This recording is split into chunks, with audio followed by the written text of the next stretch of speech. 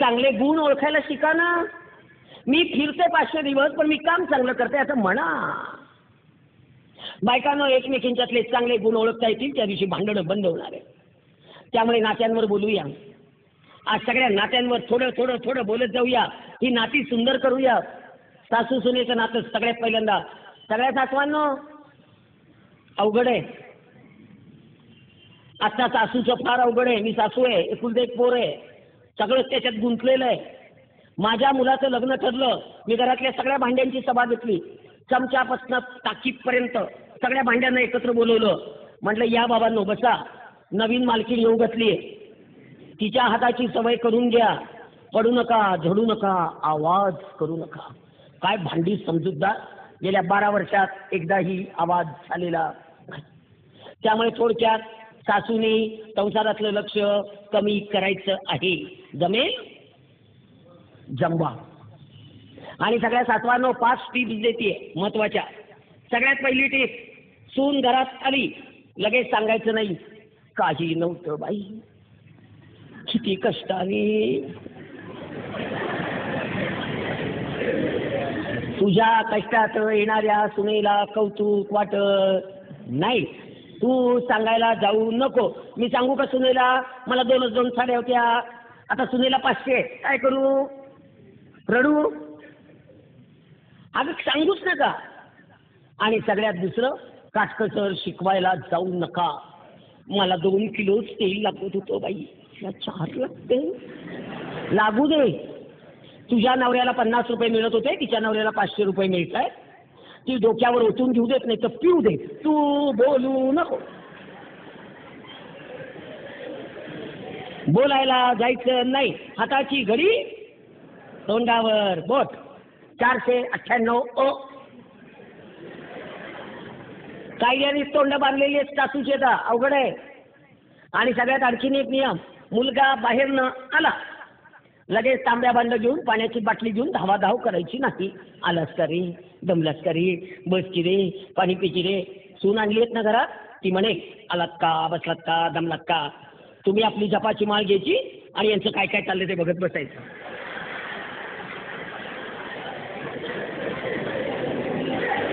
आणि सून जर मालिका बघत असेल, तिचा एपिसोड आवडता संपायचा असेल, तोपर्यंत ती तुझ्या मुलाला पाणी पण देणार नाही, जेवायला पण देणार नाही, काहीच देणार नाही. तू कासा विसरू नको लेकरू. तुझं लेकरू धाब्यावरनं खाऊन आणि पिऊन येतं सध्या. काय बरोबर आहे का नाही? हा. त्यामुळे तू कासा विसरू नको. आणखीन एक महत्वाची टीप, सगळ्यात महत्वाची. मुलगा पुण्यात नोकरी करत असेल, मुलगा नाशिकला असेल, औरंगाबादला असेल, कुठे का असेल जगाच्या पाठीवर, जर तुम्ही मुलाला फोन मोबाईलवर केला आणि सुनेनी उचलला तर माझ्यासाठी उत्तर द्यायची. ऐका.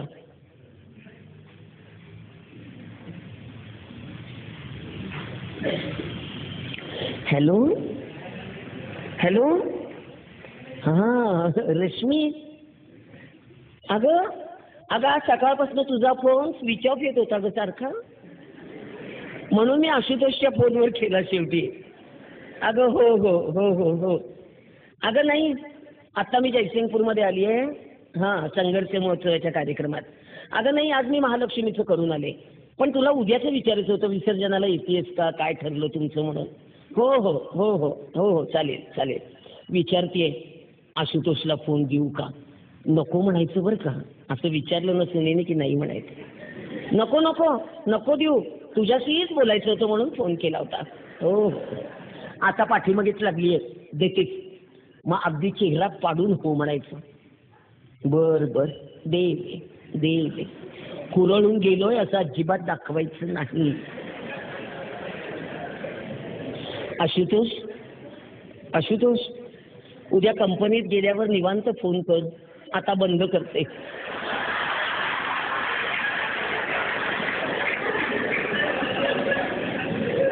उद्या कंपनीत गेल्यानंतर त्याने निवांत फोन केल्यावर तासभर बोलायचं.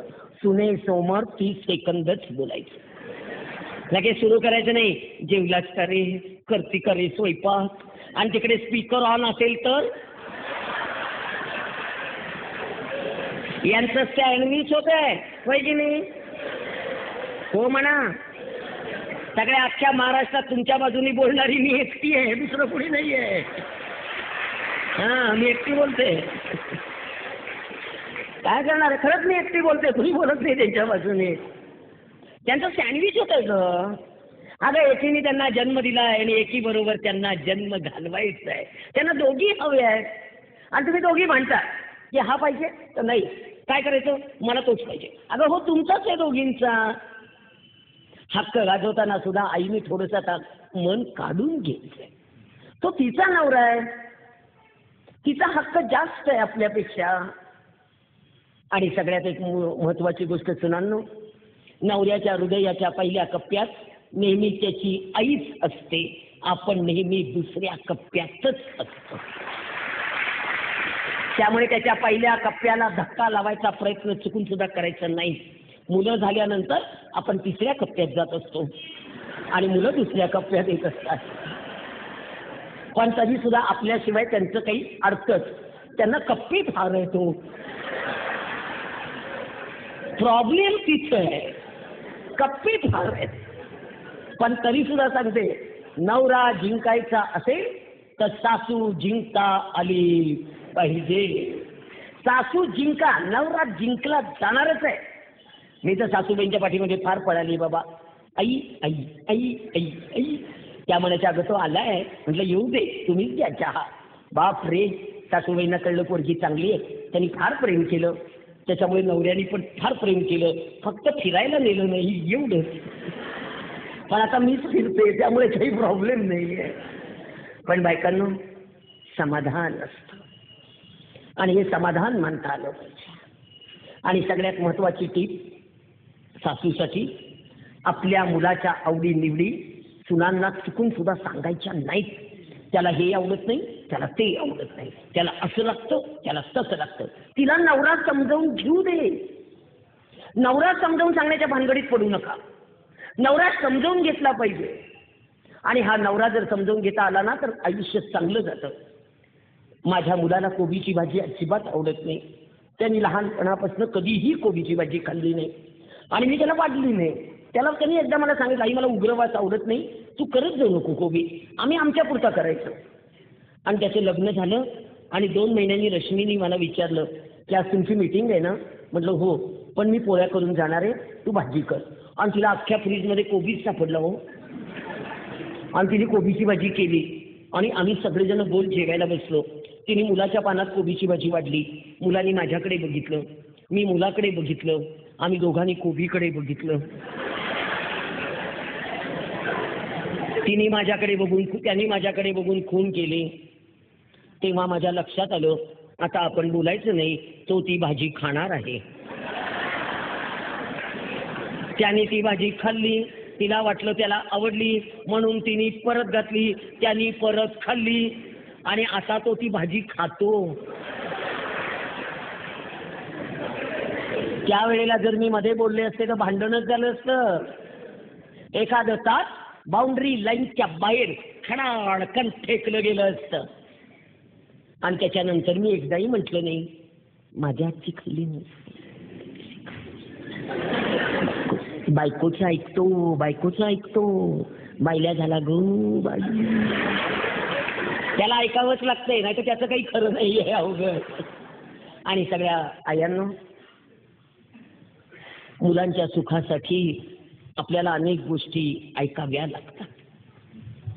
सोन्यासाठी चिंदी जपावीच लागणार आहे, सून जपावीच लागते, नाहीतर यांना सुख नाही लागणार ग.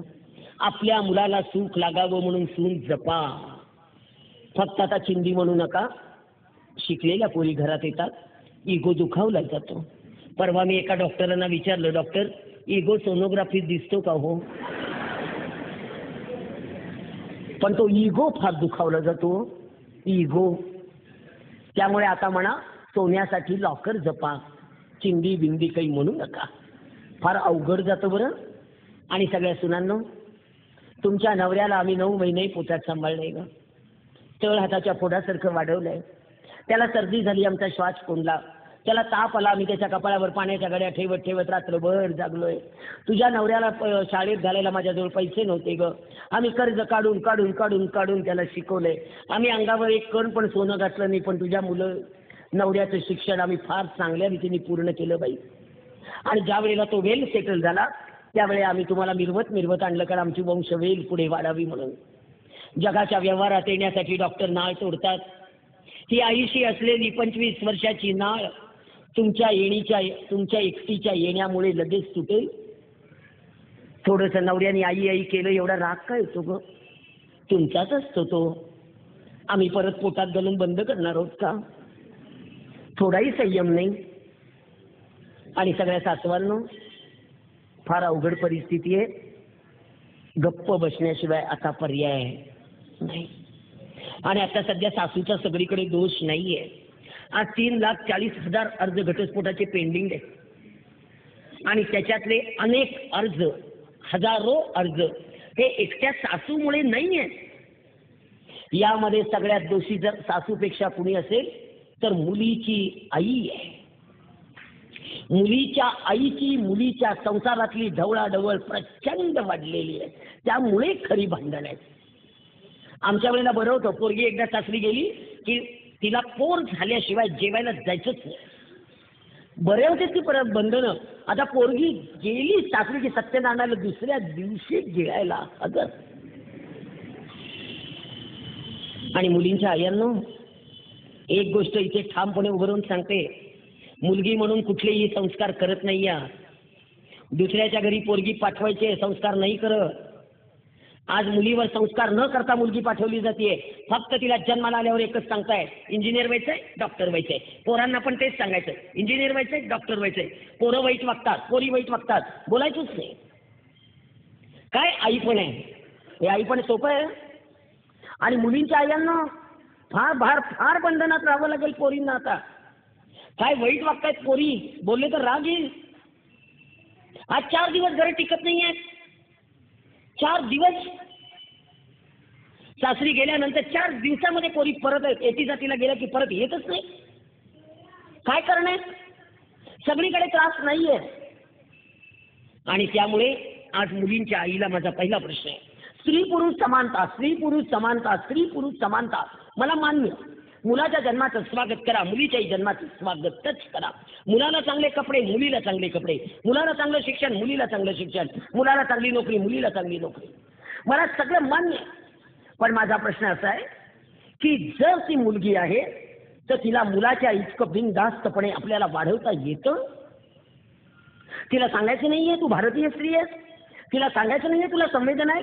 तिला सांगायचं नाहीये तुला उठता बसता सावरावं लागतं? तिला सांगायचं नाहीये लक्ष्मण रेषा ठळक आहे? तिला सांगायचं नाहीये देवाने एक नाजूक अवयव दिलाय, त्याला शील म्हणतात, त्याला चारित्र्य म्हणतात? तिला सांगायचं नाहीये कपड्यांचं भान ठेवायचं? काय सांगायचं नाही मुलींना? काय सांगणार आहात? आणि मुलींना परवा एका सासऱ्यांचा अर्ज आहे माझ्याकडे. सून घरात आली आहे आणि अक्षरशः बरमोडा घालून घरात फिरतीये, साडी चुडीदार काही करायला घालायला तयार नाही. पुण्यामधल्या सुना आता बरमोड्यावर फिरतात घरात. काय करायचं या मुलींचं? आणि त्या मुलीला मी विचारलं, सांगितलं समजावून, तर ती मुलगी मला म्हणते माझ्या मम्मीनी लहानपणापासून मला इतके कपडे शॉर्ट घालायची सवय लावली आहे, आता मला बांधल्यासारखं होतं, मी घालू शकत नाही. काय करायचं? एकदाही तुम्ही साडी नेसायला शिकवत नाही आहात. माझी 9वारी साडीत होती, छान दिसायची बाबा. 9वारीचं आम्ही 5वारीत आलो. ओके, 5वारीचा पदर नीट घे. 5वारीतनं चुडीदारवर आलो. बरं बाई, ओढणी नीट घे. चुडीदारवरनं गाऊनवर फिरते, गाऊनवर फिरते बस. अगं त्या ब्रिटिश रात्री गाऊन घालायचे आणि सकाळी वेल ड्रेस बाहेर यायचे बेडरूम मधनं. तू भाजी येणार काय गाऊनवर जाते? बायकाने मला सरळ सांगतात, आम्हाला मोकळं मोकळं वाटतं. अरे कसलं मोकळं मोकळं वाटतं? सासरी गेल्यानंतर थोडंसं सासू सासऱ्यांसमोर मीच वागायचं असतं का नाही? ही तरी बंधनं घालणारच का नाही? आणि तुमच्या डोक्यामध्ये करिअर आहे, करिअर करिअर करिअर करिअर. पोरीचं करिअर. करिअर म्हणजे काय ग? एकदा मला त्याचा अर्थ सांगा. एकदा मला करिअरचा अर्थ सगळ्यांनी मिळून समजून सांगा. मी वेडी बाई आहे, बिंडोक बाई आहे, मला अक्कल नाही आहे. करिअरचा नेमका अर्थ काय? करिअर म्हणजे पैसा, करिअर म्हणजे 4 बाजारी वस्तू, करिअर म्हणजे हातात मोबाईल, करिअर म्हणजे बसायला गाडी, करिअर म्हणजे बंगला, करिअरचे अर्थ काय आहे? स्त्री मुक्तीचा डांगोरा पिटणाऱ्या बायका एक वाक्य फार चुकीचं बोलतात बाबा. चूल आणि मूल या जोखडातनं बाई बाहेर काढायची. चूल आणि मूल या जोखडातनं बाई बाहेर काढायची. कशी? चूल आणि मूल जोखड आहे. चूल आणि मूल जर जोखड असेल तर भारतीय स्त्रीचं अस्तित्व काय राहतं याचं उत्तर देऊ शकता? चूल हे जोखड आहे, अन्नपूर्णेचा मान आहे. अमेरिकेला गेलं तरी लाईटच्या चुलीवर स्वयंपाक करावेच लागतायत. ओव्हन मध्ये बर्गर ठेवावाच लागतो. तिथे गेल्यावर भांडी स्वतःची स्वतःच घासावी लागतात, मोलकरणी मिळत नाहीत. पण ते अमेरिकेत आणि मुलातनं जीव बाहेर येतो. माझ्या 90 वर्षाच्या सासूबाईंना विचारा, पाय पांगळे झाले तरी खुरडत खुरडत खुरडत दरवाज्यात जाऊन बसायच्या बाई. पाय सगळे रक्त बंबाळवायचे. मी म्हणायची आई जाऊ नका हो, जाऊ नका हो, पाय रक्त बंबाळ होता तो. माझं लेकरू आलं नाही ग, माझं लेकरू आलं नाही ग. म्हटलं लेकरू 62 वर्षाचं आहे आई. 90 वर्षाच्या आईचा 62 वर्षाच्या लेकरासाठी जीव कसा विसरतो हे फक्त भारतातच होऊ शकतं, परदेशात नाही. त्यामुळे आज मी खरा अर्थ सांगते तुम्हाला करिअरचा. चूल मूल सासरची माणसं, मायची माणसं, येणारी जाणारी माणसं सगळ्यांना सांभाळून आपल्याला आपलं अस्तित्व निर्माण करायचं आहे. तेच करिअर आणि तेच करिअर. काही करिअरचे दुसरे अर्थ नाही आहेत. काय परवा पोरगी शिकली, MD डॉक्टर शिकवली, पण भान नाही दिलं. भान